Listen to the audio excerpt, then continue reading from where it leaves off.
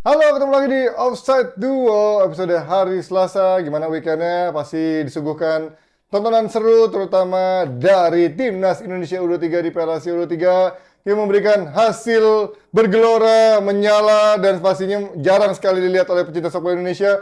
Gimana kita bukan cuma menang, tapi sangat bangga dengan permainannya. Kalau Ya, kita melihat biasanya menangnya Indonesia itu dari bola-bola mati, dari bola-bola kemelut, apalagi nggak pernah lolos dari fase grup. Tapi kemarin lolos dari fase grup dan juga menang dengan main sangat meyakinkan. Ini pertanyaan kalau orang yang nyinyir, apakah memang sekarang lawan-lawan kita di grup itu memang levelnya ternyata nggak seberat itu, atau memang Indonesia ini udah progres dalam bagus, oh Coach? jelas progres. Ya kan? Ya kita kalau lu ngerti bola sedikit aja lu kan bisa ngelihat. Betul, betul. Dan cara Jadi permainannya kalau orang masih banyak yang nge-hate ya nyinyir-nyinyir ya. either lu nggak ngerti bola Ya, atau lu punya kepentingan yang lain. betul. Kan Ya, gitu aja. ya, Dan itu hak lu juga mau ngomong apa. Tapi ya. gue rasa mayoritas sepak bola nggak usah kasih panggung orang-orang kayak begitu lah. Ya itu hak mereka kan. Betul, betul. Ngapain kita bahas yang positif-positif aja. Iya, iya, iya. Biar bikin hidup kita lebih positif lagi, nggak cuma nyinyir-nyinyir doang. Ya. Ya, dan juga ada yang nyinyir mungkin kalau soal sejarah apa tidaknya, ya tetap aja bisa dibilang ini pencapaian yang luar biasa ya. Mungkin memang belum bisa dibilang sejarah, tapi ini adalah pertama kalinya kita bisa lolos dari fase grup, tembus ke 8 besar Piala Asia. Ya ini tetap adalah sebuah pencapaian yang patut kita apresiasi gitu. Bukan jangan dinyinyirin, ini belum apa-apanya kalau kita belum lolos ke Olimpiade. Karena kalau keempat besar kan kita dapat tempat ke Olimpiade kan.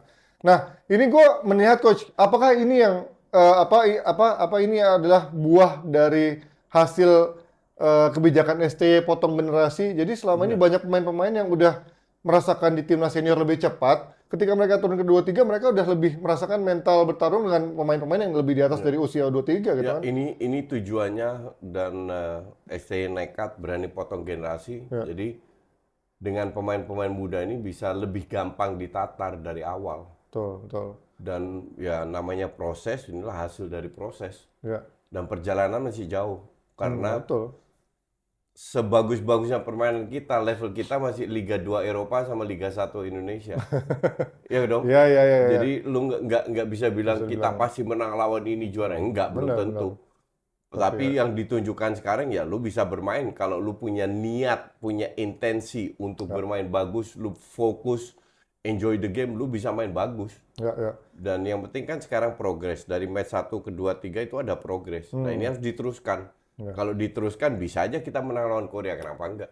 Dulu aja kan eranya Evan Dimas dan kawan-kawan di usia 19 ya, maksudnya juga pernah ngalahin kan. Maksudnya di level junior pun juga memang masih belum segapnya sejauh itu. Dan ini yang menurut gua menarik karena kayak kemarin mungkin kita sempat kayak nyinyirin Witan atau segala macam ketika main di level senior. Ya tapi ternyata mungkin di level senior mereka masih struggling gitu ya untuk bisa Iya. bermain menampilkan performa terbaiknya. Tapi begitu once mereka mundur lagi ke junior, ya inilah yang kita bisa petik karena Witan mungkin dulu lebih cepat daripada umurnya untuk dicemplungin di level senior terus-terusan kan. Karena dari beberapa dari pemain ini kan memang sudah dibina dari sejak STY megang U19 dulu. Gue ingat banget waktu dibawa ke Ya. Kroasia atau Bulgaria gitu Ya, ya. ya, Terus ya. gue ingat banget kayak Komang, Rizky Ridho, Witan, Egy dan lain-lain.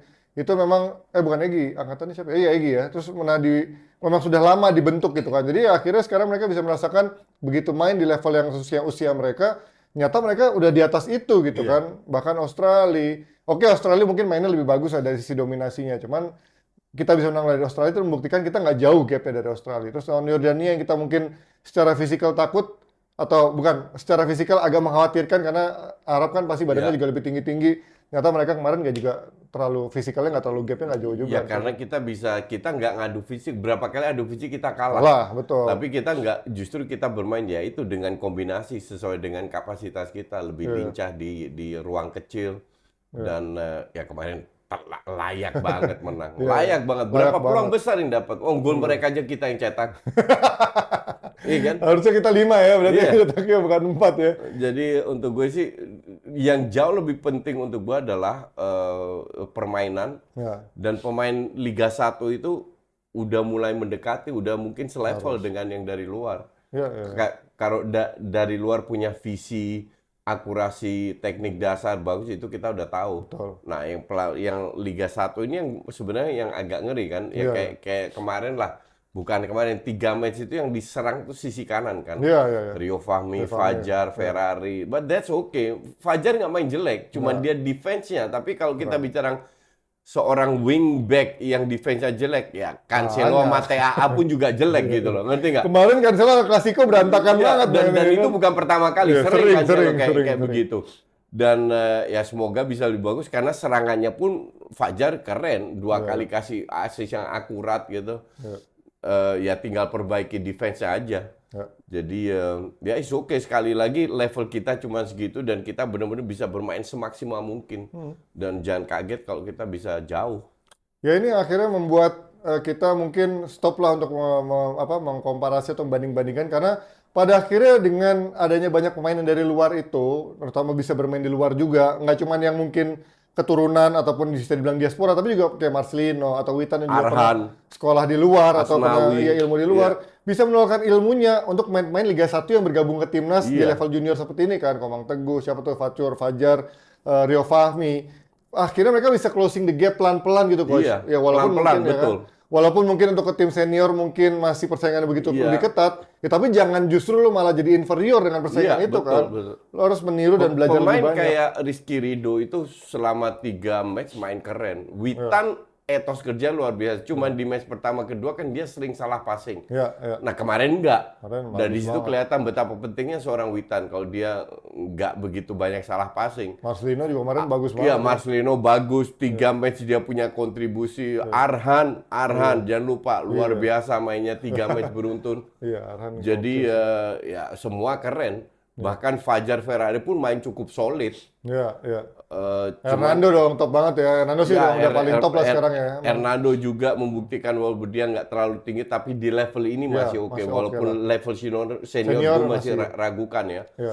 Tapi ya dia berapa kali keluar dia dapat bola, karena gue selalu bilang kiper kalau keluar kandang harus dapat bola. Kalau nggak jangan keluar. Dan dia berapa kali keluar dan dia dapat bola itu, which is good. Bagus untuk percaya diri dia. Jadi secara kolektif kita udah bagus banget. Sayang Nathan nggak itu. Nanti malam gue bikin video ke Heerenveen dalam bahasa Belanda. Gue minta Nathan diperpanjang seminggu lagi. Itu menarik tuh Coach, kalau lu bikin video kayak gitu terus nanti di-up di Twitter sama di segala macam kedengeran ke Heerenveen mungkin ya untuk mereka kan juga suka kan marketing dan lain-lain. Mungkin Heerenveen juga bisa mungkin melepas lebih cepat gitu ya.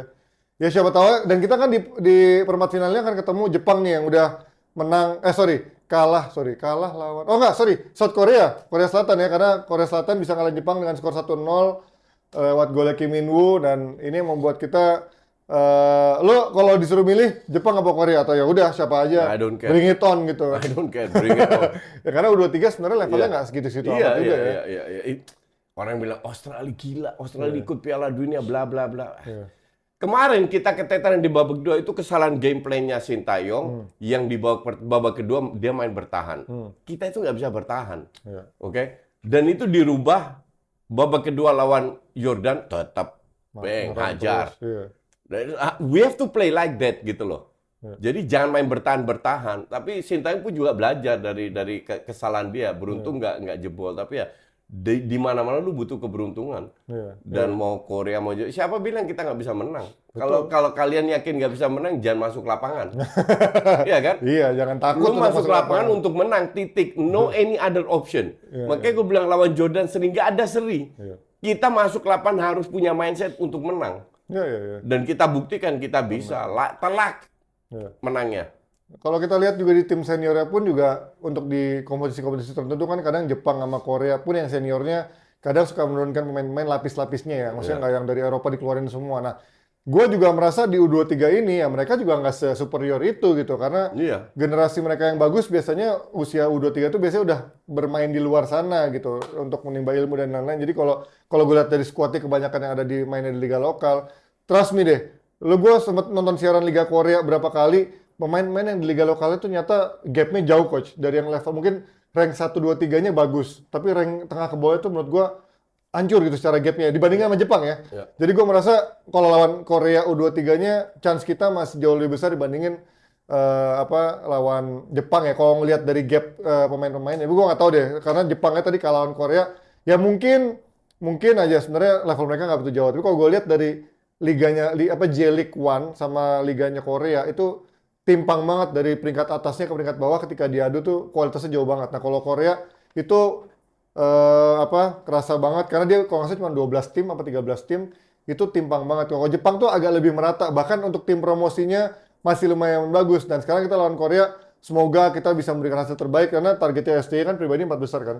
Ya tapi menurut gua udah mau ini lolos apa enggak udah wajib perpanjang kontrak. Udah diperpanjang kan? Udah perpanjang? Udah. Kan baru ngomong secara verbal tuh, Ya itu stay cukup ya kan? lah. Stay, Udah stay. cukup lah. Erick Thohir, gue sangat percaya kepada Erick Thohir. Beliau adalah ketua yang sangat bijak. Ya. Kalau beliau ngomong begitu pasti perpanjang. Dan ini kan dia bilang target gue cuma lolos. Bilang ke gue pribadi kan. Ya, ya. Ngelihat gue lihat kontraknya udah ditanda tangan. Nah sekarang lolos. Bahwa Sintayong punya target 4 besar ya itu hak pelatih. Iya, iya, iya. Tapi Pribadi ya. Target Erick Thohir sudah dipenuhi. Tapi ada kemungkinan kecil nggak coach? Mungkin aja dari ST-nya untuk bail out atau nggak perpanjang. Menurut lo ada Ya, kemungkinan nggak? semua ada, Atau cuman kayaknya faktor sih enggak. I mean, Kelihatan mukanya sih kelihatannya happy ya, nggak dibuat-buat STI ya. mungkin di tempat lain bisa dapat gaji lebih gede. Tapi apakah dia happy itu? Kan penting juga. Betul, dia Ya kan? jadi raja loh di sini. Dan dia gila loh. digaji besar juga di sini loh. Iya, Bukan iya. kere, ngerti Iya, nggak? iya. Iya, Bukan selisihnya $1 juta gitu. Enggak kan? Iya, iya, iya. Dan yang penting happiness. Dan gue pernah bilang sama lo lah, gue siaran di tim, kalau gue nggak happy, gue nggak mau siaran, mau Iya. dibayar gede pun, gue nggak peduli. Iya, iya, Untuk iya. gue sih yang penting gue happy. Betul. Makanya gue bisa 7 talk show, belum just talk, belum live, bisa bertahun-tahun, berapa tahun gue tampil terus Gila, dan gila. fit terus, karena gue happy. Iya benar. Kuncinya Iya kan? adalah happy dan ya. Iya. Ya harusnya sih happy ya karena sejauh ini ya masa sih STY nggak happy ketika di Indonesia dia udah lah. menjadi raja, udah main iklan sana sini terus juga Cuman gue harap dia belajar bahasa Indonesia itu aja. itu paling penting ya. Dan Itu aja. kurs Indonesia kan juga rendah ya. Kalau digaji dolar bisa jadi raja di sini. Foya-foyanya sangat banyak kan. Kalau orang-orang di Bali bule-bule kan duitnya nggak begitu banyak. Sebenarnya banyak yang duitnya nggak banyak. Tapi karena kursnya rupiah jauh dengan dolar, jadi Iya. mereka bisa spend sangat Dan banyak di sini. gue dengar dari orang-orang PSSI, dia dikasih apa yang dia mau loh. Iya. Bener-bener Iya, yang lo bilang, untuk hidup nyaman. Iya, Jadi PSSI pun Erick Thohir melakukan segalanya untuk dan dibalas kan sama Sintayong Iya, dengan prestasi. Jadi kenapa lu sebuah perkawinan pernikahan yang sudah harmonis, Iya. lu harus pecah gitu loh. Sayang. Dan lo punya kesempatan di sini making history di sini kan. Iya. Udah, history on the making lah di sini karena udah beberapa bukan checklist ya atau sebuah kayak milestone yang sudah lewat kan kayak kemarin di timnas senior sudah lolos ke Piala Asia ke round ini udah hampir pasti round berikutnya kan round ketiga. Sekarang udah lolos dari fase grup Piala Asia U23. Jadi udah banyak milestone yang diciptakan oleh Sintayong yang menjadi sebuah sejarah. Jadi harusnya membuat Sintayong happy juga lah karena nggak cuma dibayar lo ngelatih dan udah gaji buta, tapi kan dia juga membuat pencapaian yang membuat dia juga pastinya bangga kan. Ada achievement-nya, tapi ada apresiasinya juga dari PSSI buat Sintayong. Lawan Jepang, Coach. Menurut lo hari Kamis besok akan menjadi... South Korea. Jepang lagi. Korea mengalahin Jepang, kita akan ketemu juara grup dari We sebelah. have to play our game. Iya. Titik. Nggak ada bertahan-bertahan. Berani ngepres. Iya. Berani bermain. Main lepas. Fokus ke passing lu. Kita bisa menang. Perbedaan- Mau itu extra time, mau penalti, whatever lah. Tapi kalau cara main Korea kan mungkin berbeda ya kulturnya dengan kemarin yang kita lawan Timur Tengah Iya, sama Australia. Menurut lo agak mirip nggak sama gaya main Nggak, Korea? lebih mirip kayak sekarang. Apalagi kan STY ya kan? Iya. ya kan? Enggak, lebih mirip kayak kayak kita main sekarang. Oh iya. Cuman kualitas mereka kan bukan Korea senior. Korea senior main di Eropa semua, hampir semua, banyak lah. Iya. Jepang senior main hampir semua main di Eropa. Nah ini kan enggak. Iya, makanya. Ya jadi gapnya levelnya nggak terlalu lebih jauh. kecil. Bahwa kalau dibilang mereka lebih bagus dari kita, gue masih bisa terima. Iya, tapi nggak jauh lah. Ya, Iya. Coventry aja nyaris menang lawan MU. Divisi 2. Tai, Ayo. males gue itu sampai gue maki-maki anjing. Jadi artinya bisa kita menang. Kembali ke mindset. Iya. Kalian itu harus mindset itu penting sekali. Iya. Kalau lu mau sukses dalam hidup lu, mindset lu harus positif. Beneran. Lu percaya gue lah. Kalau mindset lu positif, lu kerja keras, lu nggak mengeluh, lu nggak nyinyir, lu semua cari peluang, pasti lu diberi berkah. Ya, dan ini udah semuanya sudah sejalan dengan support juga kan. Kalau dulu Iya. mungkin totalitas dari pemainnya, dari pelatihnya mungkin juga dulu supportnya nggak begitu totalitas. Sekarang udah support dari federasi, dari supporter, dari segala macam sudah memberikan support udah harusnya sudah sejalan nih semua, fokus dan support sudah menjadi satu, tinggal kita meraih hasil terbaik di lapangan nanti, ya terlepas dari mungkin hasil yang menang atau kalah, yang penting kita sudah menunjukkan progres yang terbaik sejauh ini ya. Jadi akhirnya kita doakan untuk Sintayong dan juga anak asuhnya untuk meraih hasil terbaik lawan Korea Selatan, dan semoga bisa kembali menciptakan history dan juga target pribadi dari STY untuk menuju 4 besar dan juga tempat di Olimpiade juga tembus pastinya. Emang Olimpiade seprestis itu sekarang, Coach? Iya dong. Kalau buat bola ya, gue kayaknya kalau ngeliat bola, kalau buat kayak apa olahraga-olahraga lain mungkin gak ya? Gue kalau bola gue nggak pernah ngeliat Pelan-pelan mulai prestis. Iya, Pelan-pelan, ya. karena dulu gue nggak pernah ngeliat bola itu di Olimpiade. Dulu memang enggak, tapi pelan-pelan mulai prestis. Dan kita untuk lolos Piala Dunia peluangnya jauh lebih kecil daripada lolos Olimpiade. Oh iya. Mau nggak mau ini event internasional, event dunia. Ya, mainnya di Paris. Ya, Oke? ya. Jadi kalau kita dapat peluang, kenapa enggak gitu loh? Iya sih. Iya, iya, iya. Ya apalagi buat negara Asia gitu ya, karena Olimpiade kan biasanya dirajai oleh negara-negara Barat kan biasanya. Semoga Karena perlu gue berangkat ke Paris. ya we'll see, kita semoga bisa dibukakan kembali raihan-raihan yang ajaib, mujizat dan juga fantastis nanti pastinya. kalian sekarang ini kan Senin malam jam 11 sampai jam 11. Ini video diposting besok Selasa sore jam 4. Betul. Kalian bisa lihat di IG gue karena nanti malam gue bikin dalam bahasa Belanda, gue arahkan ke Heerenveen untuk minta Nathan dikirim lagi seminggu. Langsung up, meramaikan share di Twitter, Instagram, TikTok, bikin bergemuruh kalau minjem bahasanya Eranda Putra, bikin itu bergemuruh supaya kedengeran ke Heerenveen, supaya Nathan Chown bisa juga bermain untuk timnas, dipinjemin sedikit lagi lah karena kan sebenarnya nggak lama lagi lah. Seminggu lagi lah, nggak lama lah itu kan sebenarnya buat tim Liga Belanda lah. Oke, kita pindah dari Indonesia ke yang juga akan bermain. Sebelumnya selamat buat Coach yang udah hampir udah pasti yang menangkan challenge sama Oki Rengga. Pastilah. Udah dari awal gue udah tahu pasti gue pasti. Dan lo kemarin dari Januari gue tanya masih jangan Jumawa, tunggu dulu. Enggak, jangan Jumawa aja, tapi gue udah dalam hati gue pasti menang. Sekarang udah pasti dong, ya kan? Karena Inter udah di saat kita taping ini kan belum main, tapi gue yakin lah lawan Milan, kalaupun nggak menang pun juga tinggal nunggu waktu, Inter akan juara ataupun besoknya juara. Di atas Milan, jadi Coach menangkan challenge sebesar 25 juta juta rupiah. Jadi potong. Gila banget. Cuman buat tinggi-tinggian ranking doang, dan Inter ada di peringkat 1, Milan tinggal nggak tahu. Jadi fans Milan tolong kalau mau taruhan buat musim depan, ayo. Gue siap lawan fans Milan. Kemarin dari yang juara grup Liga Champions atau lolos grup nggak lolos. Iya. Tinggi-tinggian sama Inter, di bawah Inter. Europa League baru mental, kan? Sama Roma lagi ya. Terus sama Italia juga, cukup sakit lah buat Milan ya. Semoga mereka mendapatkan karena pelatihnya sesimpel itu. Gimana fans Milan? Pengen masih Pioli stay atau Pioli di depak? Dan siapa menurut kalian kandidat terbaik untuk pelatih Milan di musim depan? Oke, di hari Rabu juga akan ada laga lanjutan Premier League, Coach, midweek antara Arsenal lawan Chelsea.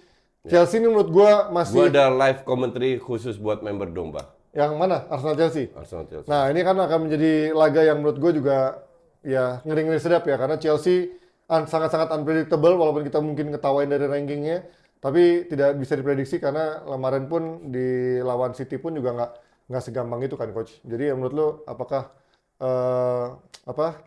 Chelsea bisa memberikan Arsenal sesuatu yang mengkhawatirkan buat lo lah di pertandingan Rabu besok? Cole Palmer. Lu kalau nggak, aduh please deh. Lu kalau nggak bisa menang lawan Chelsea di kandang, lu nggak layak juara. Nicholas Jackson. Karena lu harus menang kan. Ini kan pressure masalahnya. Ini wajib menang. Lu nggak perlu main bagus. Udah menjelang sini, lu udah pokoknya harus menang.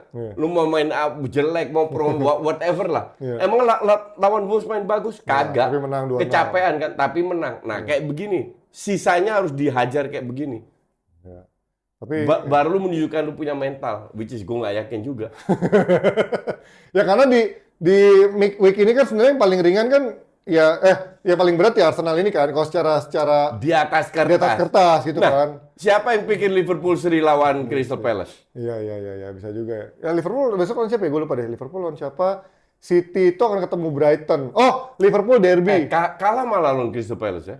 Kalah. Iya kalah. 0-1 kan 2 kali Oh, beruntun iya, kalah. iya. Siapa yang pikir Lupa. di Anfield loh Liverpool bisa kalah? Maka dari itu, jangan ini IPL, jangan lihat di atas kertas. Lu boleh lebih gampang, bukan berarti lu bisa menang. Dan ini Liverpool juga akan nggak gampang karena lawannya Everton di kandang. Ya walaupun kandang Goodison Park juga nggak angker-angker amat, tapi ya tetap aja main di kandang Goodison Park juga bukan hal mudah. Tapi Nah, menurut gue, kalau lawan Everton sih menang. feeling. menurut gue paling ringan ya so far sejauh ini kayak City. Karena Brighton so far lagi banyak pemain absen Iya, juga. lihat aja, belum turun. tentu. Emang City main bagus kemarin lawan Chelsea? Kagak juga. Tapi menang. Harusnya bedanya. Chelsea menang itu. Menang deliver. Kalau Grealish strikernya kan. bukan Jackson namanya. Tapi itu kacau banget sih, Jackson udah habis lah obatnya lah itu. Termasuk juga ada apa kontroversi. 11-12 sama Nunes kan. Iya benar-benar. Bedanya Segambar yang peluang. Nunes kontribusinya lebih banyak. Kalau Iya, Jackson lebih sedikit gitu. Kerja keras aja, Iya. lari-lari aja. Sama masih banyak asisnya kalau Nunes kan. Iya. Kalau Jackson kan emang goal getter yang nggak goal getter juga gitu. Iya. Nah itu Arsenal menghadapi Chelsea ini akan menjadi pekan yang berat pastinya menurut gue buat Arsenal karena menurut gue Chelsea ini sangat-sangat unpredictable dan gue berharap sih seri ya. Gue nggak pengen Chelsea menang juga karena kalau Chelsea menang makin tipis sama MU yang lagi sampah-sampahnya. Nah, ngomongin soal MU coach, gue sampai keluar kata-kata maki-maki karena gue udah enough is enough buat gue ngelihat lawan Coventry 3-0, 3-3 orang sekali lagi akan bilang mungkin itu kan pemainnya dan segala macamnya. Tapi menurut gue pergantian Garnacho, terus juga Maino Nah digantikan itu sama dikritik Eriksen. ya. Gue nggak nonton Ya, kan. iya, karena lo di Gua timnas live. kan Iya, pasti iya, ya. Gue nonton 2 tuh udah Gue anjing puyeng. baca komentar dari komentator Iya. kayak Louis Saha, si De Boer, Ya, si bukan Frank De Boer, Ronald. Ronald De Boer. Dia bilang ya mungkin pemain salah ya dalam arti 70%, tapi Ten Hag juga salah.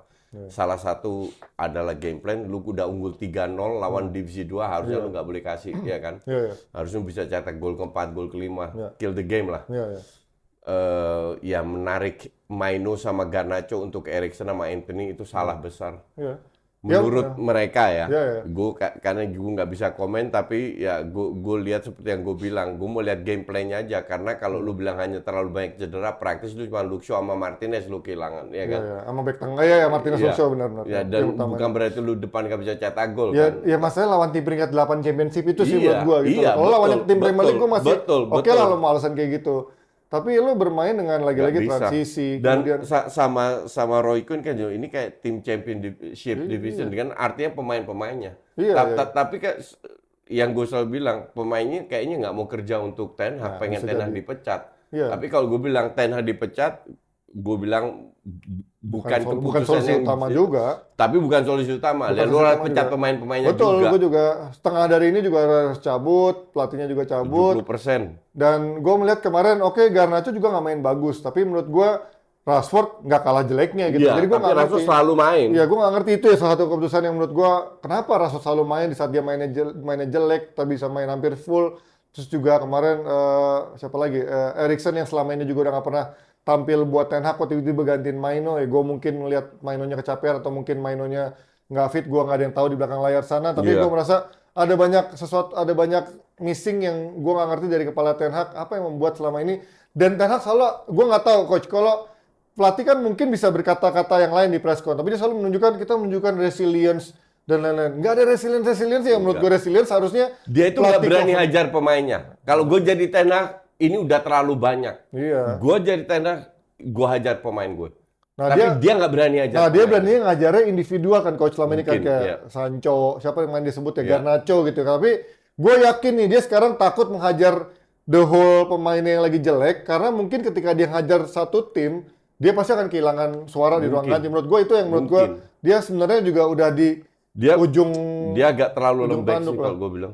Ya, itu kan yang lo bilang dari awal, Belanda yang lembek lah dari Belanda kawasan dari Belanda. desa. Belanda dari desa yang kawasannya Bukan lembek. yang dari Utrecht kayak gue. Nah, jadi kalau kemarin masih banyak yang masih banyak yang nanya, kok kalau pemain gak salah passing, kalau pemain gak bisa passing, pelatih yang salah. Nah iya, ini kan tadi coach juga jelasin, kalau misalkan pelatih, mungkin pemain juga udah nggak nyaman di bawah pelatih, ya itu mau nggak mau ya pelatih juga harus pergi. Kadang-kadang emang siklusnya seperti itu. Kecuali lu kayak Chelsea, lu rombak semua pemain, Iya, lu itu jual beda- semua, beda cerita. baru nah ini Ten Hag harus bisa meyakinkan Ineos. Iya. Kalau kedepannya kan jauh lebih bagus daripada sekarang. Bukan lebih bagus, jauh lebih bagus. Iya, iya, iya. Sekarang benar-benar menyedihkan.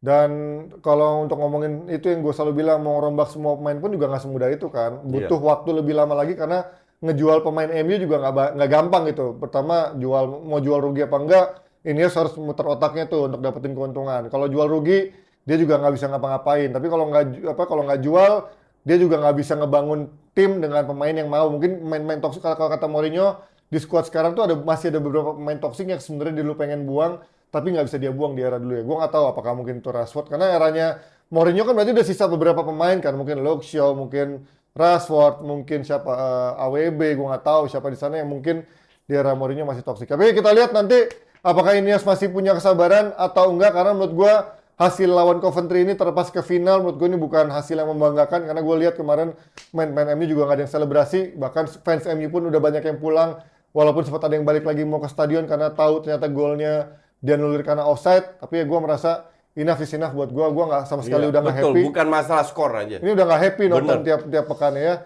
Betul. Dan terakhir coach dari El Clasico tadi di DPI kayaknya katanya juga dibahasnya terakhir.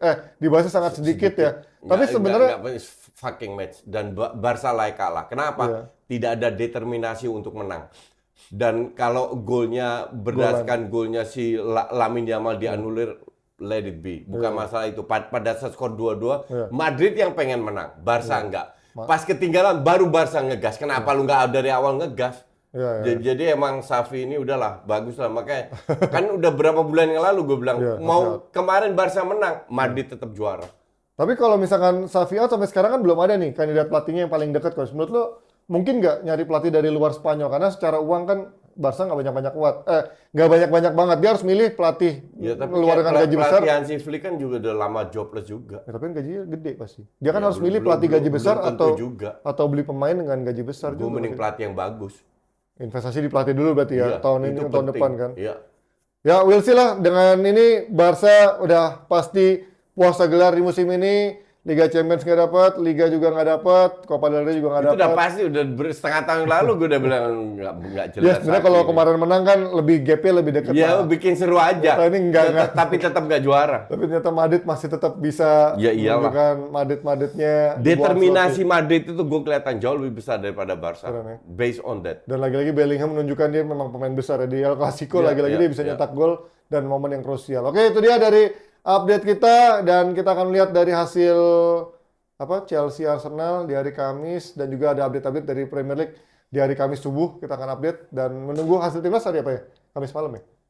Jumat dini hari. Berarti kita nggak akan update timnas. Kita update hanya Premier League di subuh Kamis dan juga preview buat hari Sabtu. Dan jangan lupa kita mulai ada tertarik sama main game seru, kita kasih tahu nanti hari Kamis gamenya game apa. Oke, sampai ketemu minggu depan hari Kamis. Bye-bye semuanya.